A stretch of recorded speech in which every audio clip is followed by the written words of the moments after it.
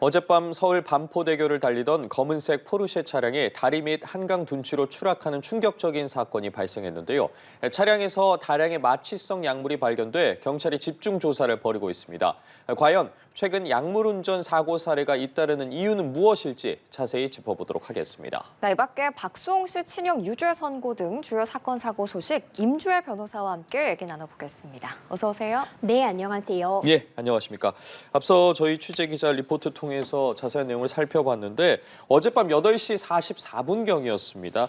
당시에 반포대교 이동하시는 분들 많이들 놀라셨을 텐데 갑자기 반포대교를 달리던 포르쉐 차량이 한강 둔치로 추락하는 사고가 발생을 했는데 정말 아찔한 건 추락 과정에서 또 다른 차량까지 덮쳤습니다. 강변북로를 달리고 있던 차량 운전자도 부상을 입었습니다. 정말 날벼락 같은 일이 네. 벌어진 건데요. 이 해당 가해 차량 운전자 역시도 지금 치료를 받고 있는 상황이고 이 다른 이 피해자 역시도 운전자가 비상을 입어서 치료를 받고 있는 상황입니다. 굉장히 충격적인데요. 반포대교에서 검은색 포르쉐 차량이 말 그대로 떨어져 내려온 겁니다. 네. 지금 영상에 나오고 있네요. 네. 그렇죠. 이 추락한 포르쉐 차량, 강변북로를 달리고 있던 이 차량들, 많은 차량이 지금 오고 가고 있었는데 네. 그 사이로 그대로 추락을 했고요. 이 달리고 있던 차량 역시도 크게 파손될 수밖에 없는 굉장히 위험천만한 상황이었습니다. 예, 참 영상을 보면 너무 충격적이고 이 사고가 일어난 시각이 그렇게 늦은 시각도 아니었습니다. 그렇기 때문에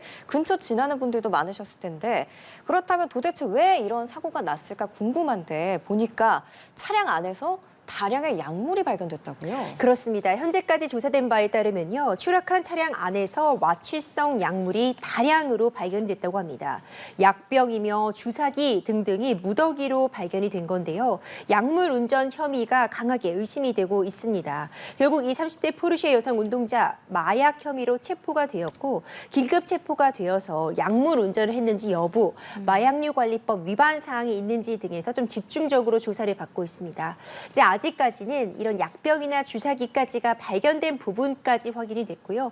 구체적으로 이것이 어떤 약물인지, 운전자가 이 약물을 한 상태에서 운전하는 것인지 이 부분은 정밀 조사가 필요한 상황입니다. 말씀하신 것처럼 해당 약물의 출처는 어디인지 그리고 어느 정도의 약물을 투약한 것인지도 좀 더 밝혀져야 하는 부분일 텐데 경찰이 구속영장을 신청할 가능성 높아 보입니다. 그렇죠. 저는 구속영장 필요해 보입니다. 굉장히 큰 피해를 야기할 뻔했습니다. 이 정도 피해가 그러니까 천만다행이다라는 이야기가 나올 정도로요. 정말 큰 다른 피해자들까지 있을 뻔했고요. 이미 피해도 상당합니다. 운전자가 부상을 입을 사안이기 때문에 피해의 상당함은 이미 입증이 되었다고 보여지고 이 차량 안에서 다량의 어떤 그런 약물들이 검출이 되었다면 확인이 되었다면 어떤 증거인멸의 우려가 있기 때문에 좀 구속이 필요한 상황이 아닌가 생각이 됩니다. 이제 입수 경로를 확인하는 것이 매우 중요할 것 같은데 어떤 경위로 이 해당 여성은 그런 약품들을 갖고 있었는지 주사기 같은 것들은 어떤 용도로 함께 갖고 다녔던 것인지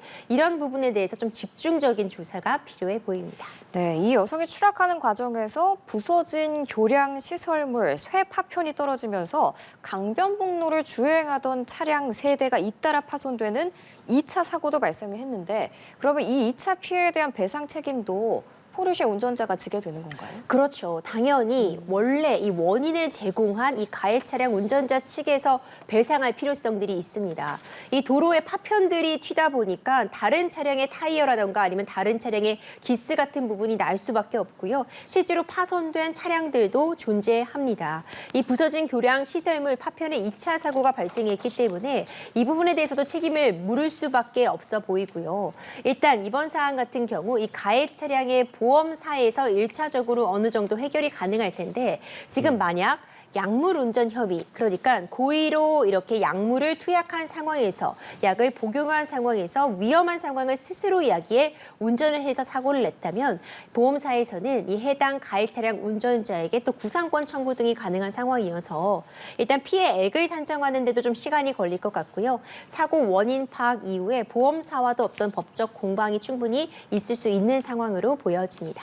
그러한 피해 보상이 과연 어디까지 이루어질 수 있을지도 관심인데 지금 차량 파편이 튀어서 타이어가 훼손되는 일까지 발생을 했는데 2차 피해가 발생한 거지 않겠습니까? 그 이후로도 또 피해를 본 차량들이 있을 텐데 이러한 피해 차량들에 대한 배상 책임까지 모두 물을 수 있는 겁니까? 가능한 이야기입니다. 하지만 이제 인과관계 부분은 좀 살펴볼 필요가 있겠죠. 지금 해당 지역에서 그 해당 파편 때문에 어떤 손해가 있었는지는 뭐 CCTV 자료라던가 지금 워낙 여러 차량들이 있었기 때문에 블랙박스 등을 통해서 상황 확인은 비교적 수월하게 가능할 것이라고 봅니다. 그렇다면 해당 사고로 인한 피해였다라는 부분에 대한 인과관계 입증만 확인이 된다면요. 충분히 좀 보험사 등을 통해서 배상을 받을 수 있지 않을까 생각이 됩니다. 예. 그런데 이제 주목할 게 최근에 약물 운전 사고 사례가 계속 증가하고 있다는 겁니다. 이렇게 약물 운전 사고가 잇따르자 4월부터는 그 처벌도 더욱 강화될 예정인데 문제는 그 처벌 약물의 마약, 향정신성만 규정이 되어 있다는 거죠. 그렇죠. 이 지난해 약물 운전으로 2명이 사망을 했고요. 68명이 부상을 입는 사건도 있었습니다. 이 크고 작은 이 약물 운전으로 인한 교통사고가 끊이지 않고 있는데요. 이 약물의 범위 같은 부분을 설정하는 것이 쉽지 않습니다. 예. 일단 오늘 4월부터 기존의 약물 운전에 대한 처벌 규정이 대폭 상향됩니다. 이전에는 3년 이하의 징역, 1,000만 원 이하의 벌금으로 규정되어 있던 것이 5년 이하의 징역, 2천만 원 이하의 벌금으로 처벌 수준은 상향이 되겠지만 이것이 근본적인 대책은 되지 못할 수 있다는 지적이 뒤따르고 있습니다.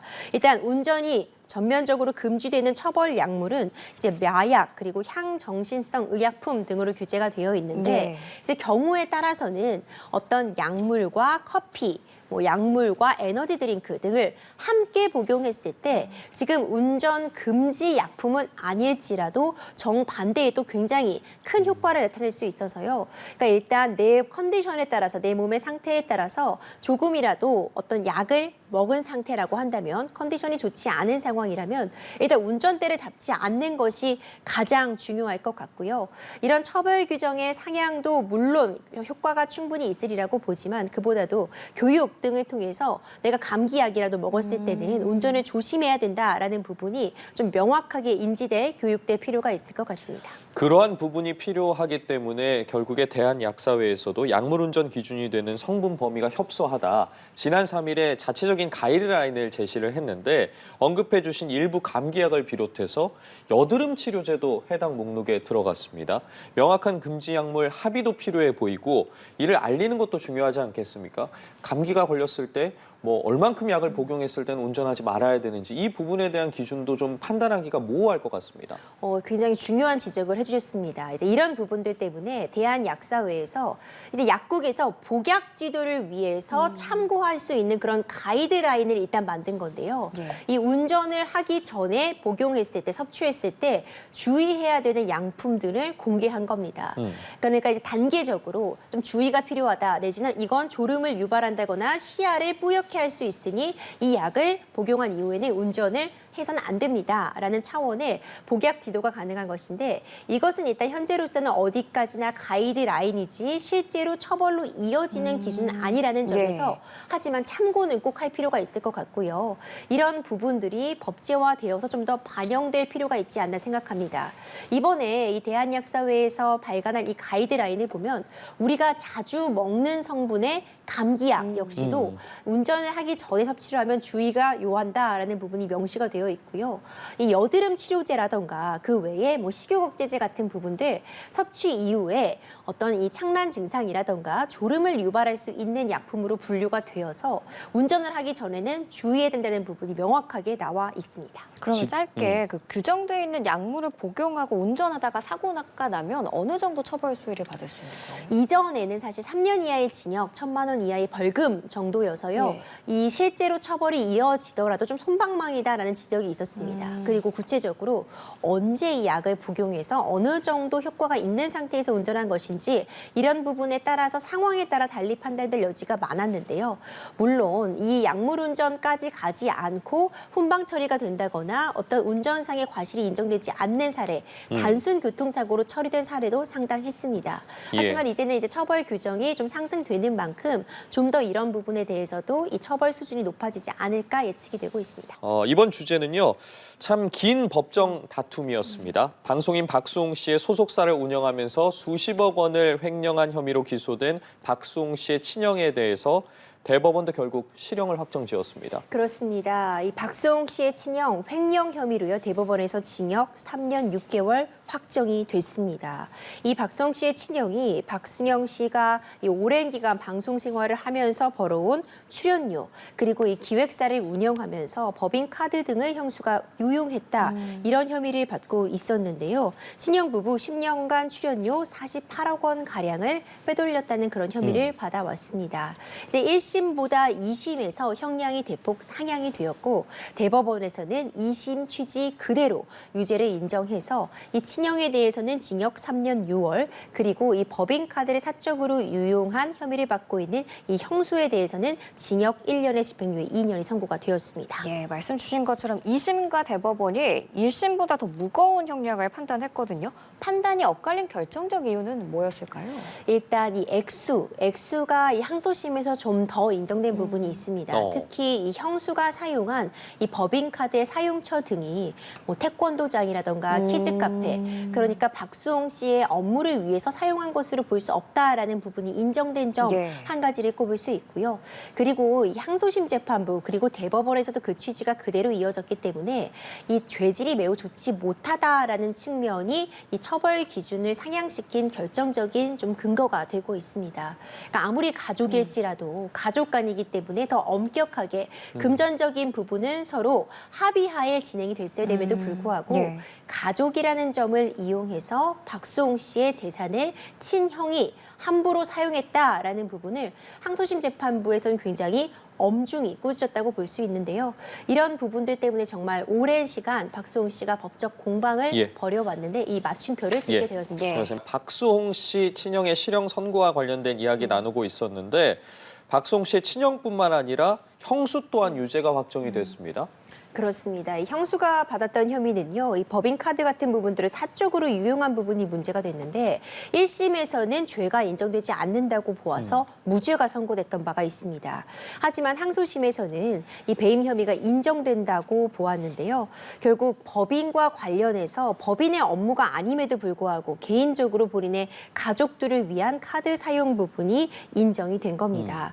이에 관련해서 이 형수 입장에서는 법인 운영에 전혀 관여한 바가 없다라는 취지로 반박을 했으나 항소심과 대법원에서는 이 주장을 받아들여지지 않았고 징역 1년에 집행유예 2년이 선고가 된 겁니다. 예, 알겠습니다. 이제 또 주제를 바꿔보도록 하겠습니다. 국세청이 지난해 고액 체납자 124명에 대해서 현장을 수색해서 체납금 징수에 나섰는데요. 그 결과 현금에 금두꺼비 그리고 명품 시계까지 무려 81억 원 상당을 현장에서 압류 조치했다고요? 그렇죠. 보통 우리가 받을 돈이 있을 때 압류하려면요, 뭐 그 집에 있는 뭐 전세 자금에 대해서 압류를 한다거나 예금을 압류하는데 지금 압류된 이 81억 원 상당은요, 이 거주지, 집에서 실물이나 현금을 통해서 확보된 액수입니다. 현금, 금두꺼비, 명품 시계 등 81억 상당이 압류가 되었고요. 요즘 금값이 연일 치솟고 있는데 골드바, 황금바, 금두꺼비 등 순금 151돈도 현장에서 압류가 됐습니다. 지난해 상습 고액 체납자 124명에 대한 현장 수색, 현장 압수에 나선 상황이었는데 이제 이런 돈 그리고 이런 금 등을 집에 갖고 있음에도 불구하고 상습적으로 체납한 부분에 대해서는 좀 엄중히 책임을 물어야 되지 않을까 생각이 됩니다. 일반적으로 생각하면 이런 돈을 가지고 있으면 참 불안하지 않을까라는 생각이 들기도 하는데 현장 수색 과정에서 참 황당한 일도 벌어졌습니다. 고액 체납자들이 현금을 숨겨두는 방법이 이거 기발하다고 표현을 해야 될지 모르겠습니다만 어떻길래 이런 이야기가 나오는 겁니까? 이제 기발하기도 하면서 씁쓸함을 감출 수가 없는데요. 지금 보시는 것처럼요. 김치통이 화장실에서 나옵니다. 그러니까 화장실에 김치통을 숨겨놓은 건데 이 김치통에서 현금 다발이 고스란히 전해지는 겁니다. 이 안에 들어있던 현금이요. 무려 2억 원이었다고 합니다. 보물찾기 하는 것 같네요. 그렇죠. 사실 이렇게 국세청에서 압수에 나서게 되면은요. 순순히 문을 열어주지도 않습니다. 문을 열지 않고 대치 상황이 이어지니까 이 국세청 직원들도요. 이 사람이 언제 어떤 사람이 이 집에 방문하는지 가전제품 수리기사가 방문하는 그 틈을 타서 수리기사가 나올 때 그 틈을 놓치지 않고 들어가서 압수에 나선다고 합니다. 그만큼 이제 요리조리 압수를 피하기 위해서 이 체납자들이 피해 다니는 그런 상황이었는데 이 기상천외한 곳에서 현금 다발들이 나오는 겁니다. 앞서 보신 것처럼 김치통에 숨어 있기도 하고요. 쓰레기처럼 위장해서 종량제 봉투 안에 이 현금 다발을 담아두기도 합니다. 이제 이런 것들이 원래 김치독이 있어야 되는 장소에 두면 또 누군가가 발견할까 봐 뭐 베란다, 실외기 위, 뭐 화장실 이런 곳에 숨겨놓는다고 하는데 일일이 다 찾아가면서 최대한 압수를 했고요. 충분히 세금을 체납하지 않고 낼 수 있음에도 불구하고 이렇게 고의로 체납하는 행위에 대해서는 엄중히 책임을 물어야 될 것 같습니다. 심지어 한 이 체납자의 집에서는요, 이제 딸로 보이는 사람이 가방을 갖고 황급히 밖으로 나가려고 하는 걸 제지했는데 그 가방 안을 보여주지 않았던 겁니다. 예. 신랑 일을 하다가 확인해 보니 현금 다방을 가방 안에 꽉꽉 넣어두고 도주하려다도 붙잡힌 사례도 있었습니다. 참 가지각색인데 돈이 근데 있으면서도 왜 그렇게나 세금을 안 냈던 건지 그 심리도 참 궁금하고요. 국세청이 압류한 현금과 물품은 그럼 앞으로 어떤 방식으로 처리가 되는 건가요? 이 압류한 현금 같은 경우에는 곧바로 이 체납액에 충당이 되게 되고요. 압류 물품 같은 것들이 있습니다. 고가에 해당하는 뭐 금이라던가 뭐 고가의 가방 등 같은 경우에는 네. 공매를 진행하게 됩니다. 여기서 이제 충당된 나오는 돈으로 또 다시 체납액에 충당이 되게 되는데 굉장히 안타깝습니다. 이제 이런 사치제를 집에 갖고 있을 정도로 금과 현금을 쌓아놓을 정도로 예. 이렇게 체납액을 낼 수 있는 여력이 충분함에도 불구하고 내지 않은 부분에 대해서는 오히려 가산세 같은 부분이 문제가 되어서 더 큰 체납액을 네. 물릴 수밖에 없는 상황이다라고 생각이 들고요. 뭐 일각에서는 세금이 너무 과하다, 너무 과도했기 때문에 낼 수 없었다라는 취지로 변명을 하지만 세금을 낼 만큼 소득이 있었기 때문에 또 그에 상응하는 세금이 분합이 된 겁니다.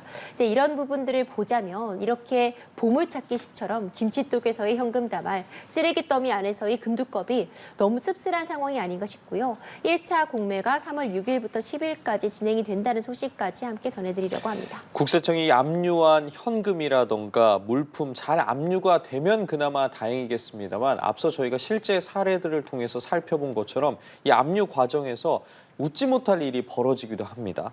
지금 현장 수색에 나갔는데 딸을 이용해서 돈을 빼돌리려는 움직임이 포착되는 경우도 있는데 잘 압류가 되면 좋겠지만 이렇게 빼돌리려고 한 현장을 직접 발견을 했다거나 아니면 빼돌리려고 지금 돈을 창밖으로 던졌어요. 이런 행위를 목격했을 때 법적인 책임 물을 수 없는 겁니까? 가능해 보이죠. 이제 경우에 따라서는 어떤 공무집행을 방해하는 부분이라던가 이걸 막는 차원에서 넘어가서 뭐 폭행이나 폭언을 했다면 이 또한 뭐 처벌 대상이 될 수는 있을 것 같습니다. 이 앞서 언급해 주신 사례 같은 경우에도 이제 다 들이닥치니까 마음이 급해서 가방에다가 꽉꽉 현금을 담아서 도주하려다 붙잡히니까요. 창밖으로 가방을 던져버린 겁니다. 이제 그만큼 본인도 잘못한 걸 알기 때문에 은닉하고자 하는 그런 시도로 보여지는데요. 이런 부분들 다 법적으로 문제될 수밖에 없고요. 세금을 체납하게 되면 여러 가지 제재가 뒤따를 수밖에 없습니다. 세납을 체납하게 되면 제대로 뭐 사업을 진행한다고 한다면 어떤 입찰 같은 부분에 참여에도 제한이 있을 수 있고 다른 뭐 대출을 받는다거나 다른 사업에 참여하는 데 있어서 불이익이 있을 수밖에 없기 때문에 이 세금 체납 같은 부분은 당연히 성실하게 1차적으로 해결해야 되는 측면이다라는 부분을 다시 한번 강조드리고 싶습니다. 예, 알겠습니다. 마지막으로 이번에는 국내 사건이 아닌 해외 소식도 좀 짚어보겠습니다. 앱스타인 파일 많이들 들어보셨을 텐데 최근에 미국 법무부가 앱스타인 수사 관련 문건을 공개하면서 그 내용이 굉장히 충격을 주고 있습니다. 오늘은 마이크로소프트 창업자 빌 게이츠죠. 결국 과거 2차례 불륜 사실을 시인했어요. 그렇죠. 큰 실수였다라고 공개적으로 인정을 했지만 도덕적인 비난 피하기 어려워 보입니다. 빌 게이츠 같은 경우에는 앱스타인 문건에 여러 차례 이름이 등장하고 그리고 앱스타인과 함께 찍은 사진 등이 공개가 되면서 수년 전부터 계속해서 문제가 제기되고 있습니다. 예. 이 앱스타인 같은 경우에는 미국에서 유력 정치 인사들 그리고 유명 기업인들에게 어떤 향응을 제공하였고 앱스타인의 이 집이라고 불리는 곳에서 어떤 성추문 신문적인 일들, 미성년자에 대한 성 착취가 벌어졌다라는 부분으로 계속해서 이 미국 정치권 그리고 미국 재계에 문제점을 던지고 있습니다. 이와 관련해서 앱스타인 수사 기록을 공개하라는 결정이 있었고 법원이 순차적으로 앱스타인과 관련된 이 파일을 공개하고 있는 건데 이 파일을 공개에 따라서 미국 재계 그리고 정재계가 정말 요동치고 있습니다. 대표적인 것이 바로 이 빌 게이츠인데 앱스타인과 친분을 유지해왔다는 부분을 인정을 했던 바가 있습니다. 그런데 이후에 앱스타인이 이 빌 게이츠에게 어떤 불륜 사실을 알고 있다는 이유로 뭐 협박을 해왔다라는 취지로 지금 빌 게이츠가 이야기를 하고 있는 건데요. 앱스타인이 어떤 문제가 있는 인물임을 꼼꼼하게 확인하지 못하고 일부 교류를 해왔으나 이후에 이 앱스타인이 벌인 성착취라던가 미성년자와 관련된 범죄와는 본인은 전혀 관련이 되지 않았다. 그 부분과는 관련이 없다라고 일축을 하고 있습니다. 다만 러시아 국적의 여성 2명과 부적절한 관계가 있었음, 그러니까 결국 불륜을 했음을 시인하면서요. 이 앱스타인 파일에서 또 굉장히 큰 역할을 담당하고 있는 빌 게이츠 역시도 도덕적인 비난을 피할 수 없는 상황입니다. 말씀해 주신 것처럼 도덕적 비난은 이제 피할 수 없게 됐고 앱스타인의 성착취 피해자는 무관하다 거듭 강조했는데 소송으로까지 이어질 가능성은 어떻게 봐야겠습니까? 가능해 보입니다. 이 피해자와는 뭐 무관하다라고 언급을 하고 있지만 과연해서 향후 소송전도 충분히 있을 수 있어 보이는 부분인데 예를 들어서 뭐 빌 게이츠가 관련된 보도를 한 그런 뭐 언론사를 상대로 명예훼손 등을 뭐 문제 삼을 수도 있을 것 같고요.